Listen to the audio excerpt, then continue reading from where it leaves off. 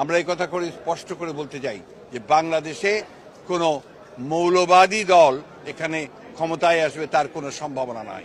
কি বলে মৌলবাদী?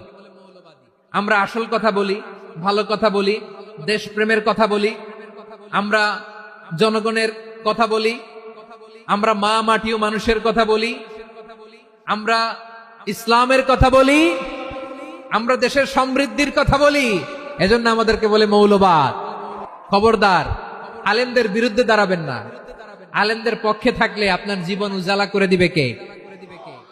কুন আলিমান আও মুতাআল্লিমান আও মুত্তাবিআন আও মুহিব্বান ওয়ালা তাকুনিল খামিস ফাতাহলিক। হয় আলেম হও, নয় আলেমের ছাত্র হও, নয় আলেমকে মহব্বত করো, নয় আলেমকে সাপোর্ট করো।